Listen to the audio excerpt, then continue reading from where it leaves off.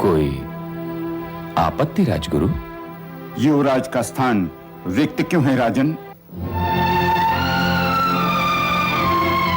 महाराज, उस समय तक ये स्थान रिक्त रखने के लिए वचनबद्ध है राजगुरु महोदय, जब तक कि महारानी सत्यवती किसी कुमार को जन्म नहीं देती।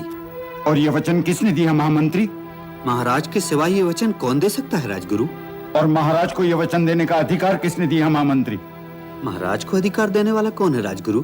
क्यों? क्या यह भूमि महाराज की है?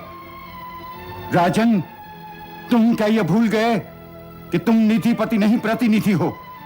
नीतिपति तो केवल ईश्वर है, इसलिए यह निर्णय लेने का तुम्हें अधिकार ही नहीं।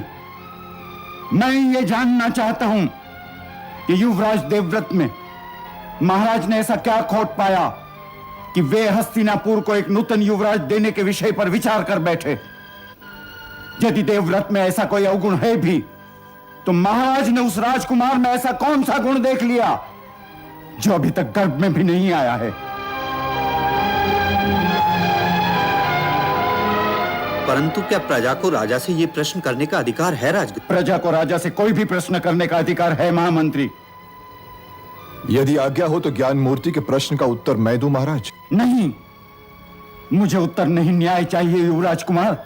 समय की बात मत कीजिए राजगुरु, क्योंकि समय केवल साक्षी होता है। कर्म की बात कीजिए, क्योंकि कर्म स्वयं हमारे अपने होते हैं और हम अपने कर्मों के स्वयं उत्तरदायी भी होते हैं। क्या ये सत्य नहीं राजगुरु? अवश्य, यही सत्य है युवराज कुमार। तो फिर आप मेरे कर्मों के लिए महाराज को कैसे उत्तरदायी मान सकते हैं राजगुरु? महाराज ने तो दाशराज या महारानी को कोई वचन ही नहीं दिया। हां, यदि वे मुझे अपना कर्तव्य पालन करने से रोकते तब भी वे अन्यायी ही कहे जाते। उन्होंने तो दाशराज से यह कहकर कि वो मुझे युवराज बना चुके हैं, अपने कर्तव्य का पालन कर लिया था।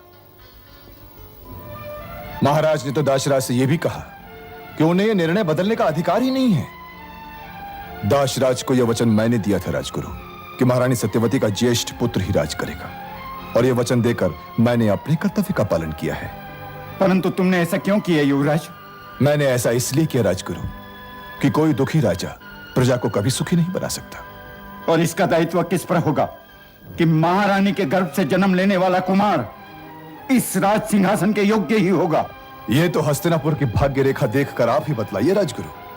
परंतु यदि भीष्म के वचन का कोई मूल्य है तो आज मैं हस्तिनापुर को यह वचन देता हूं कि इस राज सिंहासन पर जो भी विराजमान होगा उसमें यह गंगा पुत्र देवव्रत अपने पिताश्री की ही छवि देखेगा और आजीवन उसकी सेवा करता रहेगा।